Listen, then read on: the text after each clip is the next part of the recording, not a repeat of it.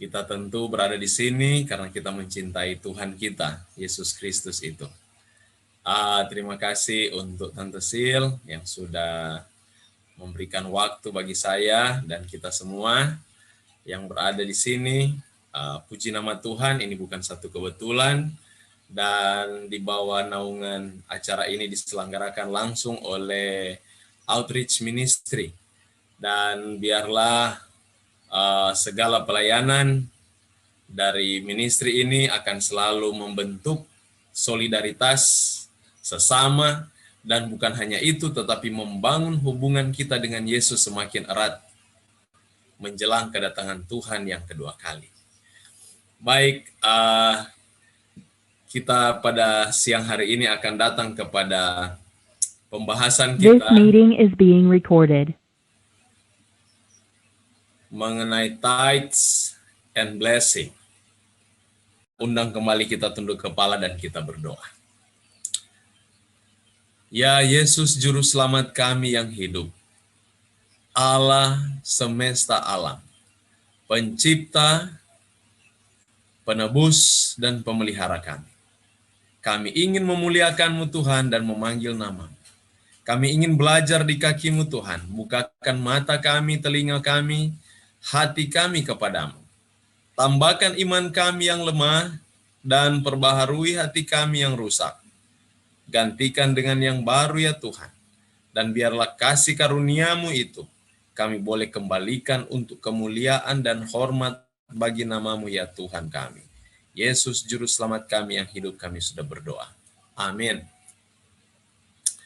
Baik, terima kasih saudara memperhatikan bahwa sebenarnya di Injil kita belajar mengenai waktu Kejadian 1, bagaimana proses penyelamatan dan juga doktrin pembenaran oleh iman, ya kan? Kita bahas di sana pembenaran oleh iman. Dan saat ini kita bahas mengenai perpuluhan. Ini semua ada di perjanjian baru. Banyak orang berpikir perjanjian baru itu adalah satu hal yang baru yang tidak ada di perjanjian lama. Tetapi sekarang dengan pembelajaran dituntun dengan Roh Kudus, kita boleh melihat bagaimana Tuhan menunjukkan kepada kita sebelum segala sesuatu itu ada, itu sudah ada terlebih dahulu. Memenuhi apa yang dikatakan dalam kitab Pengkhotbah. Sekarang kita lihat ada persembahan perpuluhan. Untuk minggu depan kita akan lihat bagaimana penerimaan, ada baptisan. Konsep baptisannya ada di sini. Apa fungsi baptisan? Jadi konsep berpikirnya, Injil itu sendiri sudah ada dari kitab Kejadian. Bukan nanti di perjanjian baru. Perjanjian baru itu penyempurnaan dari apa yang belum dipahami oleh orang-orang yang di masa perjanjian lama. Tetapi kita sebagai pembelajar Alkitab yang jujur dan tulus, yang mau duduk di kaki Yesus dan mempelajari dengan tekun, Roh Kudus akan membukakan makna-makna terbesar yang ada di dalam kitab-kitab itu. Baik perjanjian lama maupun perjanjian baru. Memiliki konektivitas atau hubungan yang erat satu dengan yang lain. Nah, mari kita datang kepada judul ini, mengenai persembahan dan berkat. Mengapa saya kasih judul persembahan dan berkat? Atau perpuluhan dan berkat maksud saya. Ini diambil dari cerita Kejadian pasal 14. Di dalam kitab Kejadian pasal 14, kalau saudara baca di sana mulai dari ayat 1 sampai ayatnya yang ke-24.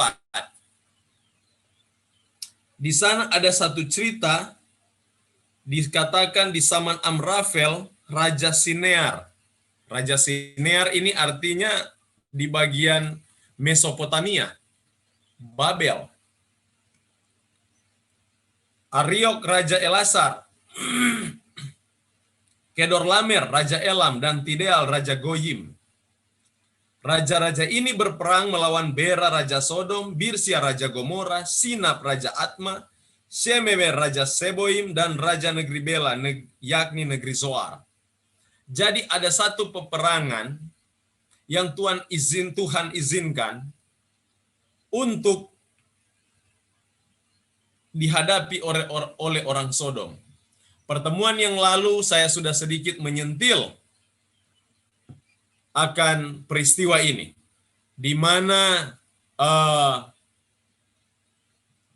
ini adalah bagian bagaimana Tuhan memanggil atau cara Tuhan untuk menobatkan, menyadarkan orang Sodom yang tamak, angkuh, yang tidak mau memperhatikan orang lain.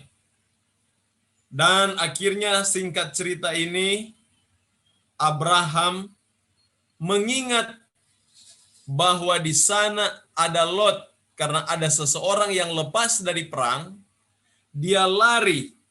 Di ayat 13, seorang pelarian yang menceritakan ini kepada Abraham orang Ibrani, yang tinggal dekat pohon-pohon terbantin kepunyaan Mamre orang Amori itu, saudara Eskol dan Aner, yakni teman-teman sekutu Abraham. Jadi orang ini lari dan menceritakan bahwa ada peperangan yang dilakukan oleh Kedorlaomer, sehingga orang Sodom pun tertawan, raja-raja mereka kalah. Abraham mengingat ada ponakannya si Lot, yang kalau kita baca di pasal 13, Lot dan Abram berpisah oleh karena ada perseteruan antara pelayan-pelayan Abraham atau penjaga-penjaga domba dari Abraham dengan penjaga-penjaga domba dari Lot. Dan mereka berseteru, akhirnya Abraham ambil kesimpulan, oke, kita pisah. Karena kepunyaan kita sudah banyak, daripada kita bertengkar, saya suruh kamu memilih. Kalau kamu ke kiri, saya ke kanan. Kalau kamu ke kanan, saya akan ke kiri. Perhatikan kesederhanaan Abraham. Sifat Abraham ini mencerminkan sifat Kristus. Bagi orang timur, tidak sopan kalau yang memilih itu orang yang lebih muda. Itu terbawa juga kepada kita orang Indonesia. Iya kan? Kita tergolong orang timur.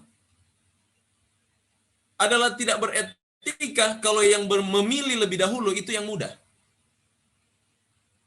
Aturannya kita harus lebih menghargai dan menghormati orang yang lebih tua. Tetapi perhatikan kerendahan Abraham. Dia meminta supaya Lot lebih dahulu untuk memilih. Dan Lot memilih daerah Sodom, daerah yang penuh dengan kemakmuran. Di sana dia pilih. Dia pikir di sana akan banyak harta, dia akan memiliki banyak poses, banyak kepunyaan, dan akhirnya dia memilihnya. Dia pergi ke sana. Namun, perhatikan dalam cerita pasal 14 ini. Abraham tidak menyimpan dendam kepada Lot, ponakannya. Sifat Abraham adalah sifat yang sangat-sangat memantulkan citra Kristus.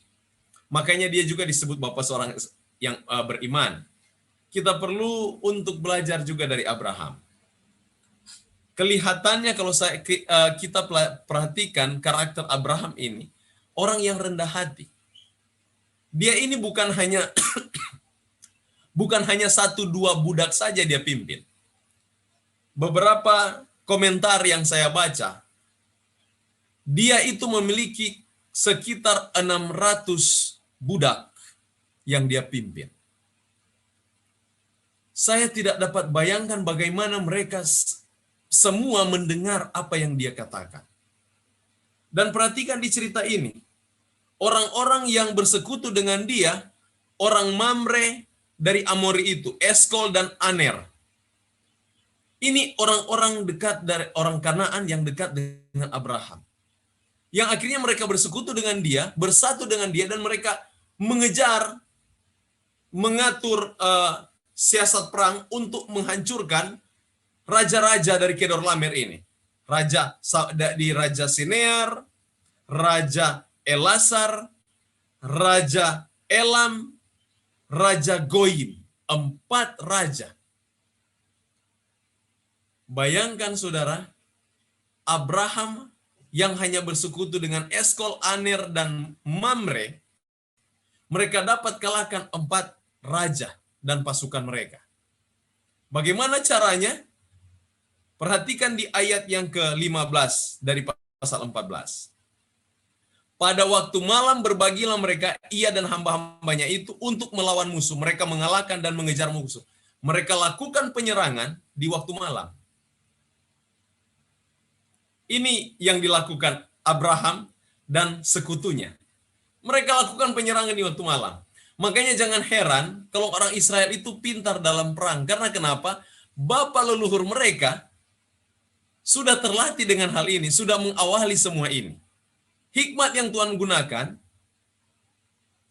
dia gunakan untuk menyelamatkan orang lain. Yang sebenarnya, kalau kita perhatikan, si Lot sudah menjadi musuhnya. Mana? Walaupun Lot itu Berapa adalah meter? ponakannya sendiri. Tetapi sudah menjadi musuh. Tapi dia tidak mau mempedulikan hal itu. Dia tetap mengingat dia adalah ponakan. Dia mau menyelamatkan orang yang membenci atau orang-orang yang bermusuhan. Sifat Abraham, dia suka hidup tenang. Jadi ketenangannya ini sekarang diganggu dengan peperangan.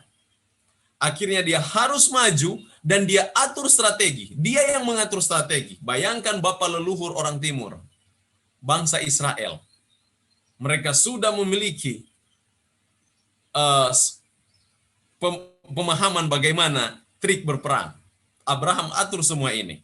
Singkat cerita, mereka kembali membawa harta benda dan Lot dan istri, perempuan-perempuan semuanya. Mereka datang pergi ke lembah yang disebut dengan lembah Syawe atau lembah raja. Nah, ini cikal bakal perpuluhan itu terjadi. Kita datang dari ayat 17. Setelah Abram kembali dari mengalahkan Kedorlaomer dan para raja yang bersama-sama dengan dia, maka keluarlah Raja Sodom menyongsong dia ke lembah Syawe, yakni lembah raja. Jadi bayangkan, raja-raja yang ada dengan yang ditawan oleh Abraham, 4 raja, dia boleh kalahkan. Hanya dengan berapa orang yang dia pimpin? Dengan orang-orangnya ada sekitar 300-an. 318 orang. 318 orang itu pasukannya Abraham, ditambah dengan sekutunya, si Mamre, Eskol, dan Aner. Mereka sanggup kalahkan 4 raja. Makanya ketika datang Melkisedek bukan datang secara politik. Dia datang sebagai seorang imam. Ini cerita ini paling seru kalau saya perhatikan bagaimana mereka berkomunikasi. Di dalam informasi ayat 17, raja-raja ini ada bersama-sama dengan Abraham. Artinya mereka ditawan. Nah, sekarang Raja Sodom keluar, menyongsong Abraham. Tidak tahu, coba saudara bayangkan, raja yang tamak, raja yang sombong, ini kan perilaku orang Sodom yang dicatat di dalam kitab Yeskel yang lalu. Kitab Yeskel, coba kita buka kitab Yeskel, kita kembali refresh. Sifat orang Sodom. Dalam kitab Yeskel pasalnya yang ke-16. Yeskel pasal 16 ayat 49. Lihat, inilah kesalahan Sodom, kakakmu yang termuda. Kecongkakan. Ini congkak. Bayangkan raja yang congkak mau datang menyongsong Abraham di lembah Syawe. Ini lembah raja, lembah di mana raja-raja itu berkumpul. Kesombongan yang ada. Jadi motif Raja Sodom ini, kalau kita membaca, saya sudah bisa pahami. Karena Alkitab sendiri menyatakan sifat orang Sodom ini. Congkak, makanan berlimpah-limpah, dan kesenangan hidup ada padanya. Dan pada anak-anaknya perempuan. Tapi ia tidak menolong orang sengsara dan miskin. Sudah congkak, sombong lagi. Ketinggian. Ini dia. Mereka menjadi tinggi hati, melakukan kekejian. Ini sifat Raja Sodom yang mau menyongsong Abraham. Coba saudara bayangkan kalau manusia seperti ini mau menyongsong Abraham, apa tujuannya? Sudah pasti dia seorang raja, dia akan datang dengan politiknya. Betul tidak? Bagaimana saya akan guide, saya akan panggil si Abraham bersekutu dengan saya. Ini kan otaknya. Karena kenapa? Di dalam aturan-aturan perang, kalau kita mengalahkan mereka, satu kelompok mengalahkan satu kota, seluruh kota itu, harta mereka boleh dijarah. Itu menjadi milik si pemenang. Semua, jadi baik orang-orang di situ boleh dijadikan jadi budak. Itu hukum perang mereka. Jadi sudah bayangkan ini otak si Raja Sodom yang mau menyongsong Abraham. Unik dari cerita ini, ketika dia tiba di lembah Syahwe, ada Melkisedek yang menghalangi, yang mendahului akan rencana si Raja Sodom. Melkisedek yang artinya my God is my king. Raja Salem yang akhirnya itu jadi Yerusalem sekarang. Yerusalem itu berasal dari dua kata, Yir dan Salem. Yir artinya kota, Salem artinya sama dengan orang bilang Saleh, Solem. Saleh, itu Salem. Jadi bukan kata kudus, karena kalau kudus Kadesh. Tetapi kalau Salem itu kota yang damai. Kota yang saleh. Bagus sekali sebenarnya ini kata Yerusalem ini. Tetapi sangat disayangkan orang Israel salah membawa kota itu. Makna kota itu sesungguhnya. Dan perhatikan Melkisedek, dia menengahi antara Abraham. Saya dapat bayangkan kalau seandainya si Raja Sodom duluan sampai, apa yang akan terjadi dengan Abraham? Semakin stres dia, karena orang ini orang tukang damai. Dia ini senang dengan, perhatikan di ayat yang ke-13. Abraham, orang Ibrani itu yang tinggal dekat pohon-pohon terbantin.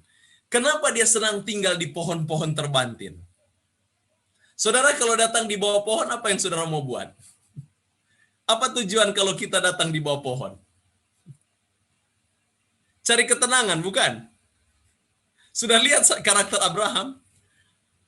Hanya dengan tempatnya kita sudah bisa tahu orang ini suka tenang. Dia nggak mau ribut. Makanya bayangkan sedangkan istrinya Sarah bilang, pergi aja sama si Hagar. Ikut-ikut dia. Iya. Nggih. Orang Jawa bilang. Karena orangnya nggak mau ribut.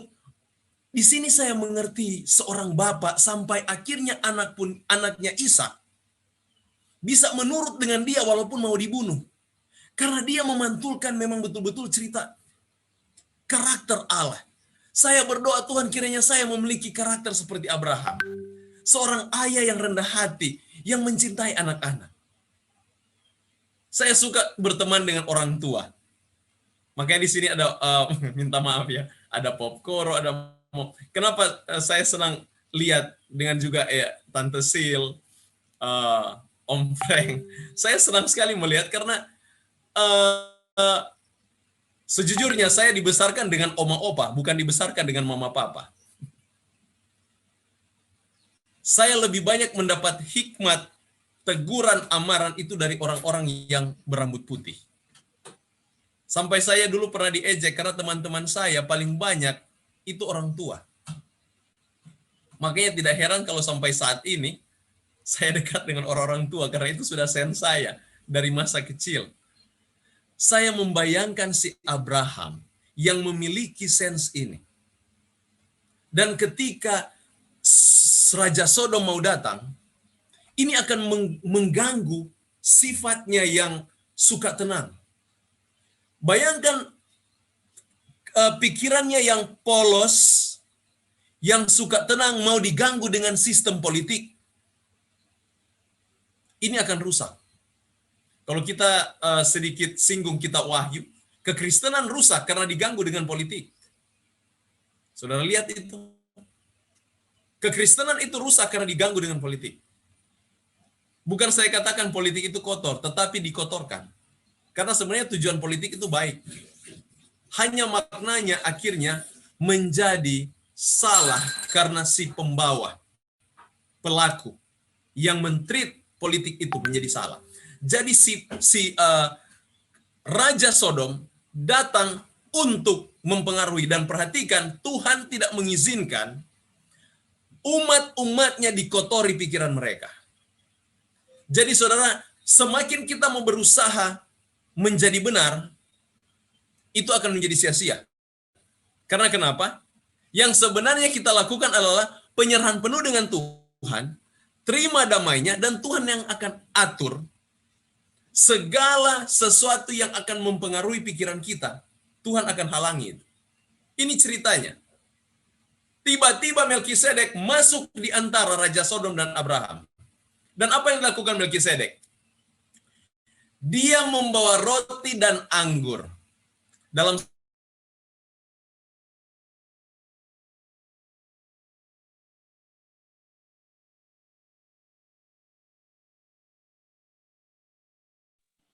Pendeta hilang.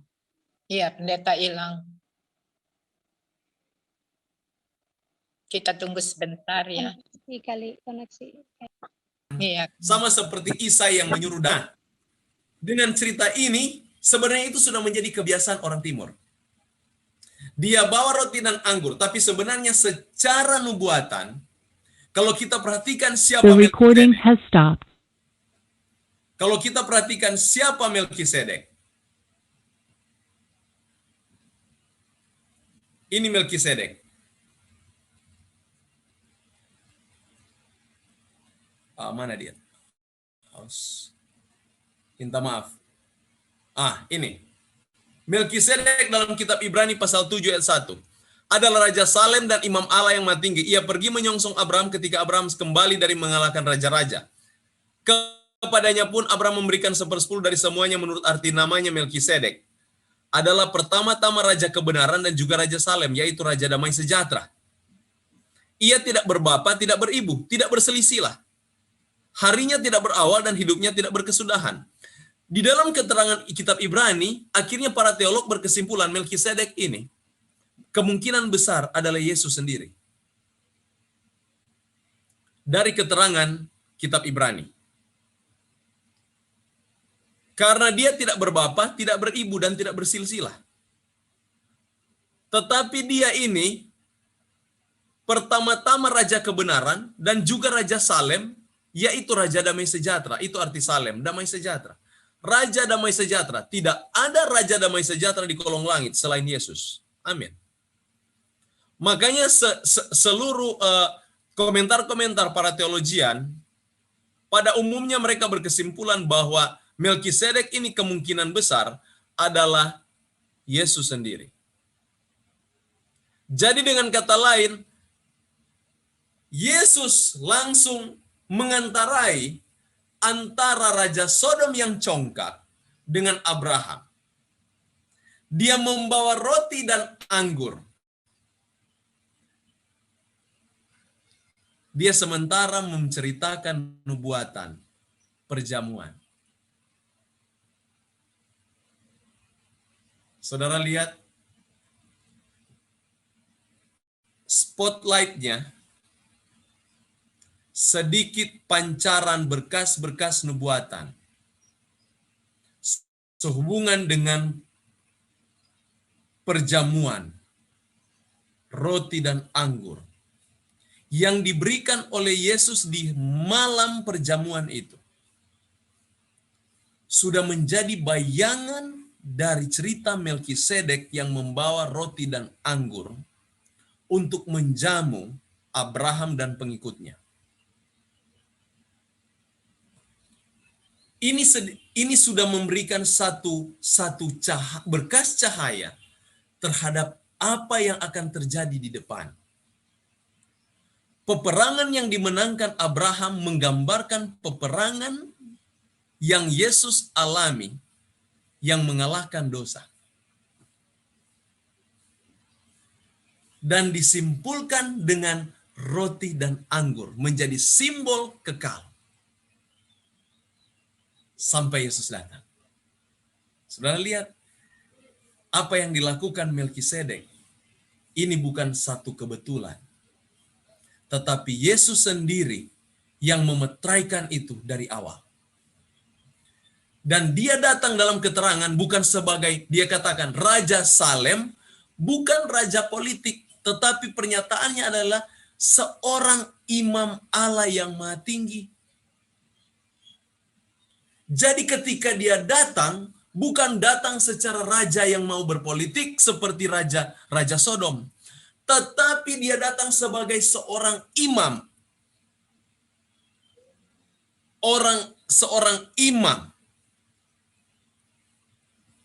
Lalu ia memberkati Abraham, katanya, diberkatilah kiranya Abraham oleh Allah yang maha tinggi, pencipta langit dan bumi, dan terpujilah Allah yang maha tinggi yang telah menyerahkan musuhmu ke tanganmu. Lalu Abraham memberikan kepadanya 1/10 dari semuanya. Ini cikal bakal 1/10 itu muncul. Jadi si Melkisedek, dia datang bukan membawa berita politik untuk mengadakan hubungan politik raja-raja. Tidak. Dikatakan dia juga sebagai seorang Raja Salem, tetapi dia datang sebagai seorang imam, bukan sebagai seorang politikus. Dan perhatikan apa yang dia lakukan. Diberkati Abraham. Dia ulangi di dalam kitab Kejadian pasal 12, cikal bakal Abraham itu dipanggil. Jadi, bayangkan Raja Sodom yang datang untuk mengadakan kontrak politik, dia kaburkan. Kalau tidak, Abraham akan jadi sombong. Karena ini dia sudah menang. Dia pegang raja-raja, 4 raja di zaman itu. Bukan sedikit ini. 4 raja dia kalahkan dan ada dengan dia sebagai tawanan. Saat ini, si Raja Sodom mau datang, mau buat kontrak politik. Tetapi Tuhan tidak izinkan hambanya dikotori. Ini cinta, ini menjadi satu pelajaran penting bagi kita. Kalau kita hidup dengan Tuhan, Tuhan tidak akan izinkan pikiran kita dikotori. Makanya jangan cari hal-hal yang kotor. Karena Tuhan akan selalu menghalangi segala sesuatu yang akan mengotori pikiran kita. Dia akan halangi semuanya. Itu pekerjaan ilahi. Karena Tuhan mau kita diselamatkan. Tuhan sendiri yang berjanji. Di dalam kitab 1 Yohanes pasal 3 ayat 6. Kalau kita dekat dengan Yesus, kita tidak akan berbuat dosa. Kalau Tuhan berjanji dia tidak akan buat kita jadi berdosa. Berarti dia akan halangi segala sesuatu yang akan menuntun kita kepada dosa. Betul tidak? Itu Tuhan. Kalau dia berjanji bahwa dia akan jaga hati kita dari kekotoran dosa, berarti dia akan halangi segala sesuatu yang mendatangkan dosa terhadap pikiran. Ini pekerjaan yang dilakukan. Akhirnya, di depan Raja Sodom, Tuhan mengingatkan kembali dengan kata-kata berkat. Diberkatilah kiranya Abraham oleh Allah yang maha tinggi, pencipta langit dan bumi. Dan terpujilah Allah yang maha tinggi yang menyerahkan musuhmu ke tanganmu. Dia membawa pikiran Abraham bukan kepada kebanggaan diri. Karena Abraham sementara akan dituntun kepada kebanggaan diri. Aku sudah menang. Saya hebat mengalahkan 4 raja. Ini buktinya 4 raja ada di hadapan saya. Tuhan tidak mau itu terjadi. Tuhan tarik pikiran Abraham bahwa kemenangan yang diperoleh adalah pemberian Allah kepadanya. Saudara lihat, Tuhan tidak mau pikiran yang kudus itu terkontaminasi atau terkotori dengan hal-hal yang sebenarnya secara manusia kita memiliki sifat itu, sombong. Tuhan jaga jangan sampai sifat ini muncul kepada Abraham, karena dia akan dijadikan bapa seluruh orang beriman. Saudara yang kekasih, kita perlu mendoakan hal ini dalam hidup kita. Supaya Tuhan menjaga pikiran kita. Kalau Tuhan akan membentuk kita sebagai manusia-manusia yang dipersiapkan bagi kerajaan sorga, Dia akan menjaga segala sesuatu yang ada dalam hidup kita. Dan ketika Melkisedek lakukan hal ini, Abraham pikirannya yang mudah terpengaruh mungkin, dia akhirnya ditarik kepada hubungan yang lebih erat. Yang ini pekerjaan seorang imam. Jadi perhatikan, tugas imam itu memberkati ganti mengutuk. Perhatikan yang dilakukan Melkisedek. Memberikan kepastian atas segala janji Allah. Mengingatkan janji Allah yang tidak akan pernah berubah. Memberikan pengharapan ganti kekecewaan.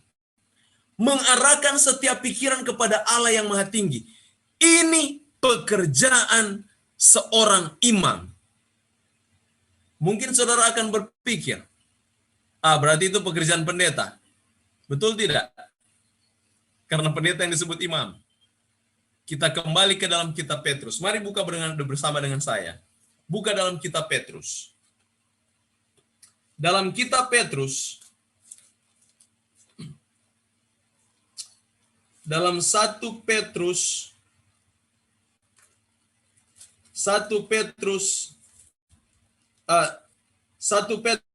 pasal 2 ayat 9. Tetapi kamulah bangsa yang terpilih, imamat yang rajani. Saya berhenti sampai situ.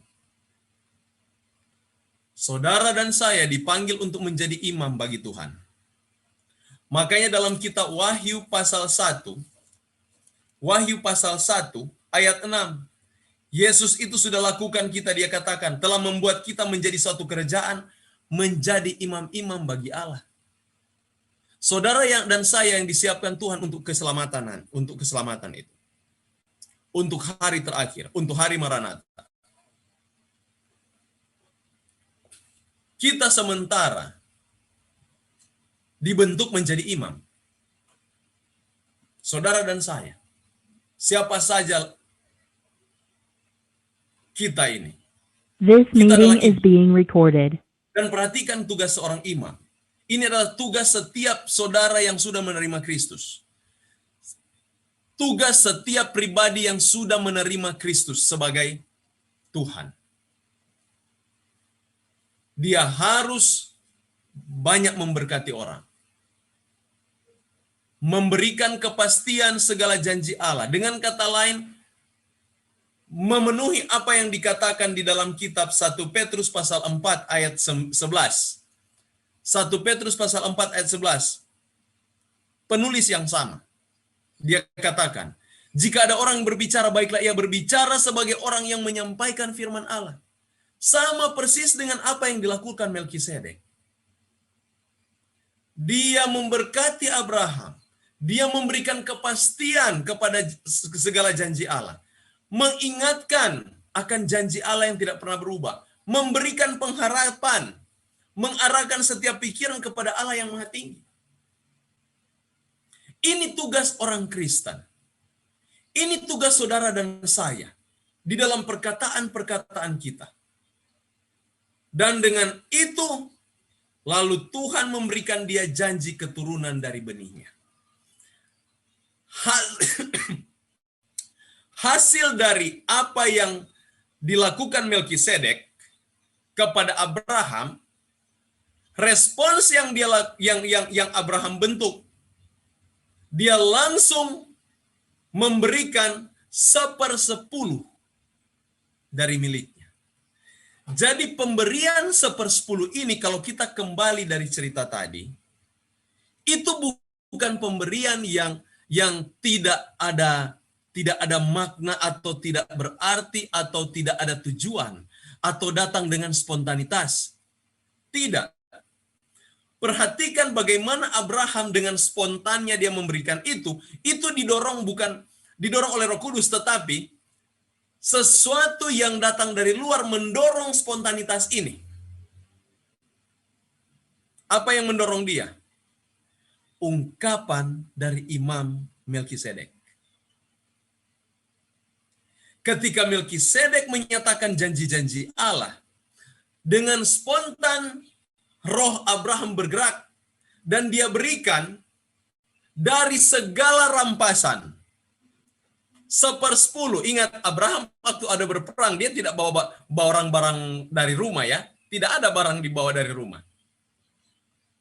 Semua 1/10 yang diberikan itu adalah semua yang terbaik yang dia peroleh dari barang-barang rampasan. Hasil menang perang. Itu dicatat oleh Ibrani 7 ayat 4. Dia kasih itu semua. 1/10 yang terbaik malah diberikan.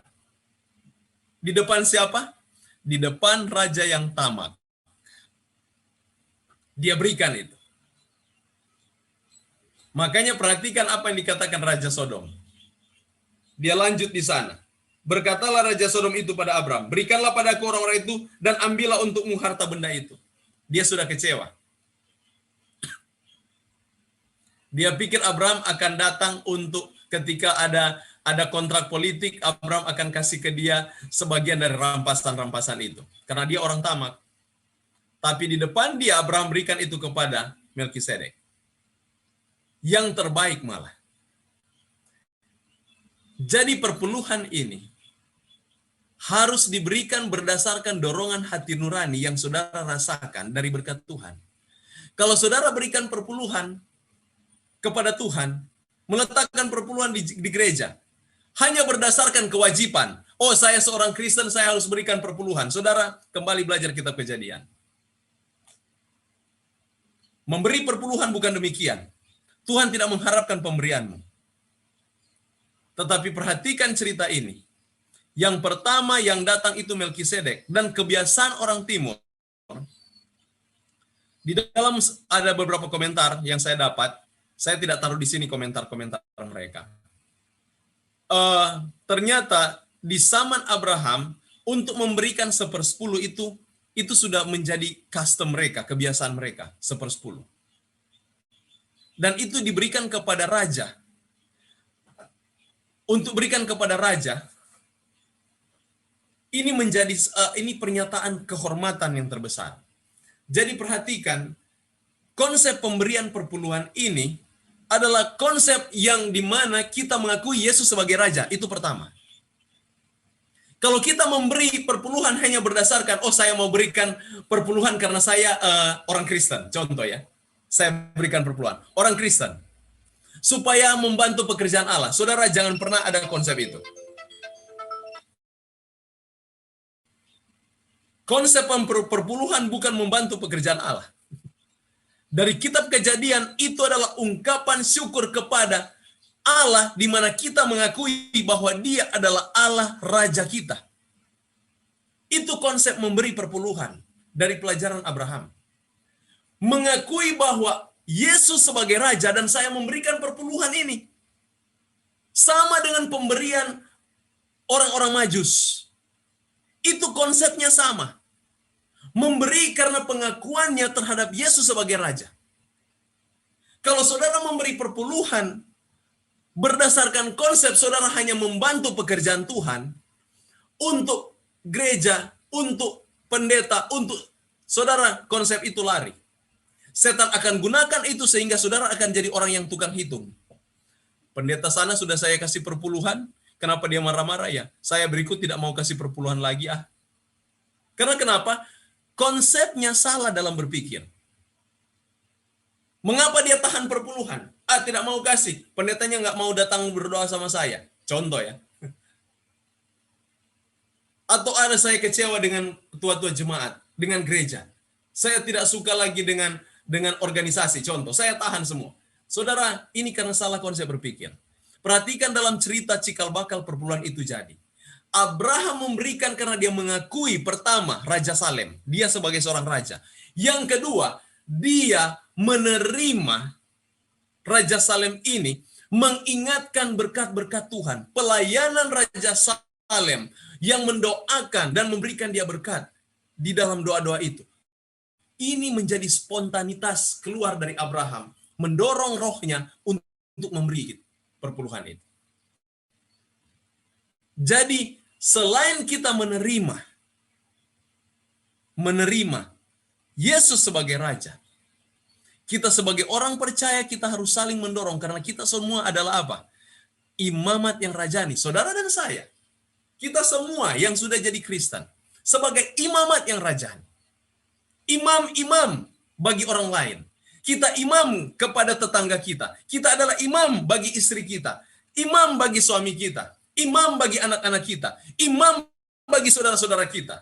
Imam bagi jemaat kita. Kita adalah imam. Oleh karena itu, kalau ada saudara kita yang tidak mau memberi perpuluhan, kita ingatkan janji-janji Allah kepadanya. Berdoa dengan dia. Tuntun dia untuk mencintai Yesus dengan segenap hatinya. Mengakui Yesus sebagai Tuhan dan Raja pribadinya. Penebus yang sudah mengorbankan darahnya untuk membeli dia dengan harga yang mahal. Ingatkan dia akan hal itu. Sehingga perpuluhan itu ketika diberikan akan diberkati. Banyak pertanyaan, pendeta, mengapa saya sudah kasih perpuluhan bertahun-tahun tapi hidup saya begini terus? Karena konsep berpikirnya Tuhan sudah baca. Salah. Tuhan bisa membaca hati. Kalau konsepnya sudah benar, Tuhan akan kembalikan sesuai dengan apa yang ada dalam hatinya.